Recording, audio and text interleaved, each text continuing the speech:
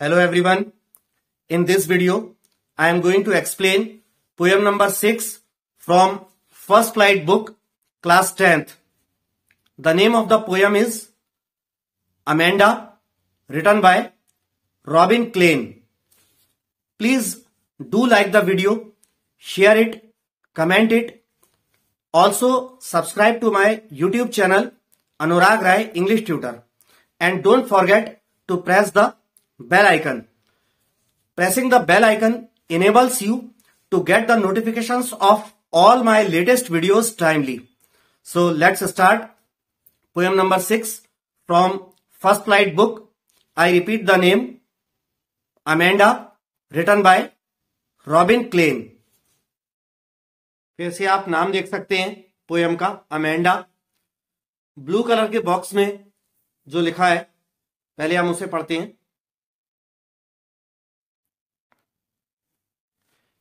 Every child feels that he is controlled and instructed not to do one thing or another. प्रत्येक बच्चे को ऐसा महसूस होता है कि उसे, यहां पर she ऑब्लिक ही लिखा है, मतलब प्रत्येक बच्चा चाहे वो लड़की हो या लड़का हो, इसके लिए she ही दोनों लिखा है। तो प्रत्येक बच्चे को ऐसा महसूस होता है कि उसे नियंत्रित किया जाता है और उसे कोई ना कोई काम ना करने के लिए निर्देश दिया जाता है। ऐसा मत करो, वैसा मत करो, किसी ना किसी काम को नहीं करने के लिए उसे निर्देश दिया जाता है और उसे कंट्रोल किया जाता है, हर समय उसे नियंत्रित किया जाता है। ऐसा प्रत्येक बच्चे को महसूस होता है। You too may feel that your freedom is curtailed. Curtail का मतलब होता है छीन लेना या काट छांट करना या कमी करना। तो कह रहे हैं आपको भी ऐसा महसूस हो सकता है कि आपकी आजादी छीनी जाती है आपसे। Write down some of the things you want to do but your parents elders do not allow you to. ऐसे कुछ चीजों या कामों को लिखिए जो आप करना चाहते हो मगर आपके माता पिता या आपके बड़े उन्हें करने की अनुमति ना देते हो। आगे है to read the poem aloud, form pairs, each reading alternate stanzas. Poem को जोर से पढ़ने के लिए आप जोड़े बनाइए, ग्रुप्स बनाइए, पेयर बनाइए और प्रत्येक पेयर एक एक छंद को, एक एक स्टैंजा को बारी बारी से पढ़े। You are in for a surprise. आपको आश्चर्य होगा। तो अब हम इस पोएम को पढ़ना शुरू करते हैं। उससे पहले मैं आपको इसके थीम के बारे में बता देता हूं। यह कविता अमेंडा नाम की एक छोटी सी लड़की का जिक्र करते हुए लिखी गई है। इसमें कवि हमको यह बताना चाहता है कि छोटे बच्चे जो हैं बहुत सी बातों में जो है गड़बड़ियां करते हैं। सही टाइम पे सही काम जो है उन्हें करना चाहिए वो नहीं करते, अपना होमवर्क सही टाइम पर नहीं करते, छोटी छोटी कई सारी बातों का ध्यान नहीं रखते हैं, कदम कदम पर गलतियां करते हैं, जिस कारण उनको अपने बड़ों से, अपने माता पिता से समय समय पर डांट खानी पड़ती है। ऐसा अमूमन हर घर में होता है जहां पर छोटे बच्चे हैं, तो वो बात बात पर अपने बड़ों से डांट खाते रहते हैं, क्योंकि छोटे बच्चों को आमतौर पर बहुत सारी बातों की समझ नहीं होती, क्या चीज करना है, कैसे करना है, तो गलतियां बहुत करते हैं और इस बात से वो डांट भी खाते हैं। छोटी छोटी हमारे दैनिक जीवन की बातें होती हैं, जैसे नेल्स बड़े बड़े हो रहे हैं तो उनको सही टाइम पर नेल्स को कट करने का ध्यान नहीं रखते कि नाखून काटना है। कमरे में खेल रहे हैं तो बहुत सारा फैला दिया, खिलौने वगैरह बहुत सारा, उसको कमरे को जो है गंदा कर दिया और ऐसे ही छोड़ के भाग गए। तो इन छोटी छोटी बातों पे वो डांट खाते रहते हैं और जब डांट खाते हैं तो बच्चों को ऐसा लगता है कि हमारे माता पिता हमेशा हम पर गुस्सा होते रहते हैं, हर समय डांटते रहते हैं। उनको ये समझ भी नहीं आता कि उनको हर समय डांट पड़ रही है तो क्यों पड़ रही है। बस उन्हें लगता है कि माता पिता दुश्मन है और वो हर समय डांटते रहते हैं बस। तो ये मैसेज जो है कवि जो है कन्वे करना चाहता है, ताकि बच्चे भी अगर इसे पढ़ें तो समझें कि हमारे माता पिता या हमारे बड़े हमें डांटते रहते हैं तो क्यों डांटते हैं। हमारी कदम कदम पर छोटी छोटी हमारी गलतियां होती हैं जिन्हें हमें सुधारना चाहिए, जबकि हम सुधारने के बजाय बार बार उन्हीं गलतियों को दोहराते हैं, इस कारण से डांट खाते हैं। परंतु बच्चों को यह समझ में नहीं आता, उन्हें तो बस लगता है कि माता पिता उनके दुश्मन हैं और हर बात में उनको डांटते रहते हैं और हमारी आजादी छीन लेते हैं। ऐसा मत करो, वैसा मत करो, यहां मत जाओ, वहां मत जाओ। ठीक है, तो ये सब संदेश कवि इस पोयम के माध्यम से देना चाहता है बच्चों को भी, कि बच्चों को पता चले कि उनको डांट पड़ती है तो फिजूल में नहीं पड़ती, वो बात बात में छोटी छोटी गलतियां करते हैं और हमेशा करते रहते हैं, इस वजह से उनको डांट पड़ती है और उन गलतियों को उन्हें सुधारना चाहिए। तो ये ऐसा मैसेज जो है कवि हम रीडर्स को कन्वे करना चाहता है। तो चलिए अब पोयम की शुरुआत करते हैं। इस पोयम में ऐसा दिखाया है कि अमेंडा की मां या पिता दोनों में से कोई एक अमेंडा को इस तरह की बातें कह रहा है, समझाइश देते हुए और डांटते हुए और समझाते हुए। तो पोयम यहां से शुरू होती है, don't bite your nails Amanda, don't hunch your shoulders Amanda. Amanda की इस पोयम में ये क्लियर नहीं है कि ये जो अमेंडा को जो संबोधित करते हुए जो बोल रहा है वो अमेंडा के फादर हैं या बड़ा भाई है या बड़ी बहन है या माँ है। हम ऐसा मान के चलते हैं कि अमेंडा की माँ शायद अमेंडा को बोल रही है, क्योंकि अमेंडा जिस उम्र की 13-14 साल की छोटी बच्ची है, उस उम्र की बच्चियों को उनकी माँ अक्सर नसीहतें देती हैं और जिंदगी की हर छोटी बड़ी बात में क्या सही है क्या गलत है, ये नसीहतें माँ से उनको ज्यादा मिलती हैं और डांट भी माँ से ज्यादा पड़ती है। तो अमेंडा की माँ अमेंडा से कहती है, don't bite your nails Amanda. Amanda अपने दांतों से अपने नाखून मत चबाओ। Don't hunch your shoulders Amanda, ये अपने कंधे नीचे लटकाकर मत बैठो अमेंडा, कंधे मत लटकाओ। Stop that slouching and sit up straight Amanda. Slouch माने झुक करके बैठना। तो मां कहती है कि ये सुस्ती में कमर झुकाकर मत बैठो अमेंडा, सीधे कमर सीधी करके बैठो अमेंडा। तो ये अमेंडा को छोटी छोटी बातों पर डांट पड़ती रहती है या उसे नसीहतें मिलती रहती हैं। अब आगे ये ब्रैकेट्स में लिखा है, there is a language emerald sea where the sole inhabitant is me, a mermaid drifting blissfully. इसको हिंदी में एक्सप्लेन करने से पहले इसके वर्ड मीनिंग्स बता दूं। लैंग्विड का मतलब होता है शांत, एमरल्ड का मतलब होता है पन्ना, एक अंगूठियों में जड़ने वाला लगाने वाला एक रत्न होता है जिसको हिंदी में पन्ना कहते हैं, या एमरल्ड पन्ना जैसे हरे कलर को भी कहते हैं। एमरल्ड जो है पन्ना के अलावा हरे रंग को भी कहते हैं। सोल माने एकमात्र, अकेला। इनहेबिटेंट मीन्स निवासी। मरमेड का मतलब होता है मत्स्य कन्या या जल परी। ड्रिफ्टिंग माने सरकना या बहना, पानी के ऊपर सरकना या बहना, यहां पर विचरण करना से अर्थ है। ब्लिसफुली माने आनंद पूर्वक।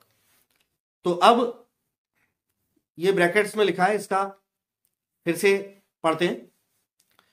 There is a languid emerald sea where the whole inhabitant is me, a mermaid drifting blissfully. अब अमेंडा ये अपने मन में सोच रही है कि वो एक शांत हरे रंग के समुद्र के पास है, जहां पर उस शांत हरे समुद्र की वो एकमात्र निवासी है।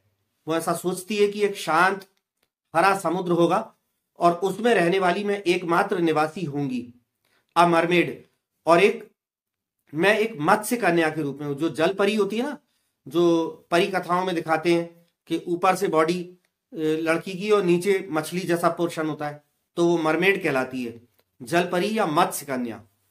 अमेंडा सोचती है कि उस शांत हरे समुद्र में एकमात्र निवासी मैं होंगी और बड़े ही आनंद पूर्वक उस समुद्र पर मत्स्य कन्या की तरह, जल परी की तरह आनंद पूर्वक उस समुद्र में विचरण कर रही होंगी, ऐसा वो सोचती है।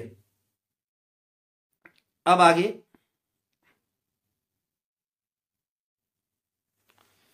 Did you finish your homework Amanda? अब अमेंडा की मां उसे फिर टोकती है, डांटती है, नसीहतें देती है, कुछ प्रश्न पूछती है। उसमें मां कहती है, अमेंडा क्या तुमने अपना गृह कार्य, होमवर्क जो होता है स्कूल से मिलता है, होमवर्क खत्म कर लिया? Did you tidy your room Amanda? Amanda क्या तुमने अपना कमरा साफ कर लिया? I thought I told you to clean your shoes Amanda. साथ में मां यह भी कहती है कि मुझे लगता है अमेंडा कि मैंने तुम्हें तुम्हारे जूते साफ करने के लिए कहा था, क्या वो कर लिए? तो इस तरह की ये जो चीजें हैं, माता पिता कह देते हैं, बच्चे कह देते हैं हाँ कर लेंगे। अगर नेक्स्ट डे के लिए स्कूल जाना है, यूनिफॉर्म तैयार होना चाहिए, माता पिता ने बोल दिया कि बेटा अपने शूज पॉलिश करके रख लेना, तो बच्चे क्या है, खेल में लगे रहते हैं। हाँ कर लेंगे, बोल दिया ऐसे, हाँ पापा कर लेंगे, हाँ मम्मी कर लेंगे। बाद में करा तो करा, नहीं करा नहीं करा, भूल गए। अगले दिन अब सुबह स्कूल का टाइम हो रहा है, उसी टाइम पे शूज गंदे पड़े हैं, सब है। तो ये जरा जरा सी बातों पे वो डांट खाते हैं। और जब कुछ बच्चे बार बार बोलने पर भी नहीं करते इस तरह के काम, तो फिर माता पिता उनसे पूछते हैं, जैसे कि इस स्टैंजा में पूछा जा रहा है, अमेंडा होमवर्क कंप्लीट कर लिया क्या? क्या तुमने अपना कमरा साफ कर लिया क्या? मैंने तुम्हें जूते पॉलिश करने को कहा था, साफ करने को कहा था, क्या वो कर लिया क्या? तो इस तरह पूछना पड़ता है। जब जो माता पिता देखते हैं कि उनके बच्चे बोलने के बाद भी काम नहीं करते, भूल जाते हैं, खेल में लग जाते हैं, तो फिर वो माता पिता ही ध्यान दिला दिलाकर बाद में पूछते हैं, ऐसा बोला था मैंने, ऐसा करा क्या? ये तो इस तरह अमेंडा की मां उसे नसीहत देती है, डांटती है, पूछती है कि जो काम उसे करने को बोले थे वो करे कि नहीं। आगे, अब ये स्टैंजा जो ब्रैकेट्स में लिखा है, ये फिर से अमेंडा सोचती है, I am an orphan. Orphan का मतलब होता है अनाथ। I am an orphan roaming the street. Roam माने घूमना, भटकना। I pattern soft dust with my hushed bare feet. Pattern माने आकृति बनाना, हर्स्ट मीन्स शांत, बेयर फीट नंगे पांव। The silence is golden, the freedom is sweet. Amanda फिर से सोचती है कि काश मैं अनाथ होती। अमेंडा को अपने माता पिता की ये हर बात में, छोटी छोटी सी बात में दी जाने वाली नसीहत और डांट जो है वो बिल्कुल भी पसंद नहीं आती है। और अमेंडा इससे बहुत चिढ़ती है कि जरा जरा सी बात में डांटते हैं, हर बात में सिखाते हैं, नसीहतें देते हैं। तो इससे बचने के लिए, और उसकी आजादी भी छिन गई, वो कभी भी मन मर्जी से कहीं बाहर, घर से बाहर नहीं जा सकती, खेलने नहीं जा सकती। तो अमेंडा इस सब से बचने के लिए, अपने माता पिता की पाबंदियों से बचने के लिए ऐसी कल्पना करती है कि काश मैं अनाथ होती। अनाथ होती तो कोई माता पिता नहीं होते और बार बार रोकने टोकने वाले, डांटने वाले कोई होते ही नहीं, ऐसा अमेंडा कल्पना करती है। तो सोचती है, I am an orphan roaming the street. काश मैं अनाथ होती और सड़कों पर घूम रही होती। I pattern soft dust with my hushed bare feet. अपने शांत नंगे पैरों से मैं नर्म धूल पर अलग अलग तरह की पैटर्न, आकृतियां बनाती। The silence is golden, the freedom is sweet. शांति कितनी सुनहरी है और आजादी, ये आजादी कितनी मधुर है। आजादी कितनी अच्छी है, कितनी मधुर है। मतलब अमेंडा को लगता है कि अगर वो अनाथ होती तो बड़ी फ्रीडम में रहती, फिर उसको कोई रोकने टोकने वाले नहीं होते और वो फ्रीडम बहुत स्वीट होती, ऐसा उसको लगता है। अगले स्टेंजा में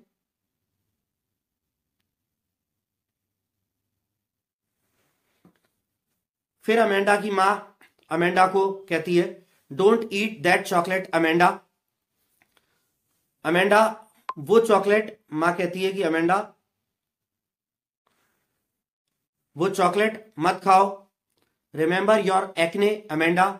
एक्ने माने मुहासे, अपने मुहासों को याद करो अमेंडा, यानी ज्यादा चॉकलेट वगैरह खाने से और मुहासे वगैरह बढ़ते हैं। तो ऐसा माँ कहती है, don't eat that chocolate Amanda. Amanda वो चॉकलेट मत खाओ। रिमेंबर योर एक्ने अमेंडा, अपने मुहासे ध्यान करो Amanda. Will you please look at me when I am speaking to you Amanda. और अब देखिए क्या हो रहा है कि जब माँ उसे ये सब चीजें टोक रही है, पूछ रही है, डांट रही है, तो उस वक्त अमेंडा माँ की तरफ देख नहीं रही। कुछ बच्चे ऐसे होते हैं जो माता पिता जब डांटते हैं तो उनसे नजरें नहीं मिलाते, दूसरी जगह कहीं देखने लगते हैं, उनको इग्नोर करने की कोशिश करते हैं, ऐसा दर्शाने की कोशिश करते हैं कि आपकी डांट का मेरे पे कोई असर नहीं हो रहा और मैं तो गौर ही नहीं कर रहा आप पर। कुछ बच्चे ऐसे भी होते हैं। तो इस बात पर भी मां गुस्से से कहती है कि अमेंडा, जब मैं तुमसे बात कर रही होती हूं तब तुम मेरी तरफ ध्यान दिया करो, मेरी तरफ देखा करो। जब मैं तुमसे बात कर रही होती हूं उस वक्त मेरी तरफ देख के बात किया करो, मेरी तरफ ध्यान दिया करो, इग्नोर मत किया करो। ऐसा मां कहती है उससे।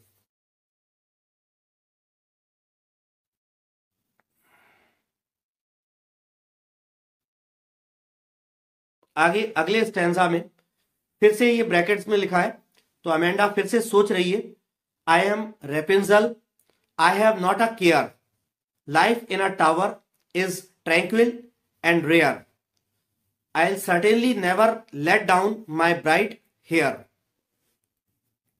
तो अमेंडा ये कल्पना कर रही है कि काश मैं रेपेंजल होती।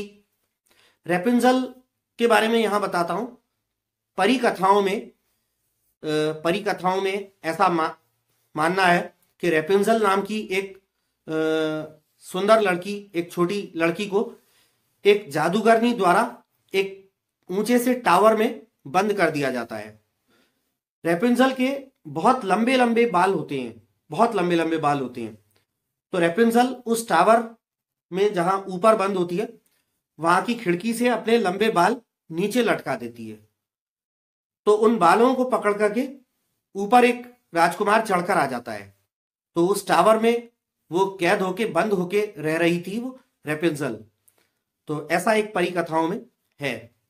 तो अमेंडा अपने आप को भी कल्पना करती है कि काश मैं रेपेंजल होती, क्योंकि जैसे रेपेंजल उस टावर में अकेले रह रही थी तो उसे कोई रोकने टोकने वाला नहीं था। हालांकि उसे वो जादूगरनी द्वारा बंद कर दिया गया था टावर में, लेकिन फिर वो अकेले थी। तो माता पिता की पाबंदियों से बचने के लिए वो भी अपने आप को कल्पना करती है कि काश मैं रेपेंजल होती और अकेले टावर में एकांत में बंद होती, तो कोई मुझे रोकने टोकने वाला नहीं होता। अमेंडा सोचती है, I am Rapunzel, I have not a care. काश मैं रेपेंजल होती, मुझे कोई चिंता या परवाह नहीं होती, निष्फिक्री के साथ में रहती, बेपरवाह होकर रहती। Life in a tower is tranquil and rare. Tranquil माने शांत और रेयर माने दुर्लभ या अनोखी भी मान सकते हैं। यहां पर कहती है कि टावर में जीवन जो है वो शांत और दुर्लभ होता। I will certainly never let down my bright hair. और वो ये भी सोचती है कि मैं निश्चित रूप से, जैसे रेपेंजल ने अपने चमकीले सुनहरे बाल नीचे लटका दिए थे, वैसे मैं बेशक अपने चमकीले बाल टावर से नीचे नहीं लटकाऊंगी, ऐसा सोचती है। अब आगे है, stop that sulking at once Amanda, you are always so moody Amanda, anyone would think that I nagged at you Amanda. Sulking, sulk का मतलब होता है कुपित होना या रूठना। जब बच्चों को जब डांटो ना तो वो रूठते हुए कुपित चेहरा बनाते हैं, क्रोध दर्शाते हुए, रूठते हुए कुपित चेहरा बनाते हैं, रूठा हुआ गुस्से वाला चेहरा बनाते हैं। ये अनिच्छा दिखाने के लिए कि जैसे उनको बड़ों की डांट पसंद नहीं आई। तो सल्किंग का वो मतलब होता है रूठना या कुपित होना। मूडी का से अर्थ यहां पर मनमौजी भी अर्थ होता है, लेकिन यहां पर मूडी का अर्थ है खराब मनोदशा में रहने वाला, तुनक मिजाज या चिड़चिड़ा से यहां पर मूडी का अर्थ है। लास्ट वाली लाइन में लिखा है नेग्ड, तो नेग का मतलब है सताना या किसी को परेशान करना, तंग करना। तो आगे फिर से अमेंडा की मां कहती है stop that sulking at once Amanda. Amanda, ये अपना रूठना और कुपित होना अभी तुरंत इसी वक्त बंद करो। You are always so moody Amanda. Amanda, तुम हमेशा ऐसी ही चिड़चिड़ी तुनक मिजाज रहती हो। Anyone would think that I nagged at you Amanda. और मां कहती है कि तुम ऐसी जो चिड़चिड़ी और तुनक मिजाज मूड में हमेशा रहती हो, तुम्हारे इस मूडी स्वभाव को देखकर, तुम्हारे इस चिड़चिड़ेपन और तुनक मिजाज कुपित या रूठे हुए चेहरे को देखकर कोई भी व्यक्ति यह सोचेगा कि जैसे मैं तुम्हें तंग करती हूं, मैं तुम्हें परेशान करती हूं। तो ऐसे रूठना कुपित होना बंद करो अमेंडा, ऐसे मां कहती है। तो यहां पर आकर ये पोयम खत्म होती है। और इधर राइट हैंड साइड पर आप पोएट का नाम भी देख सकते हैं, रॉबिन क्लेन।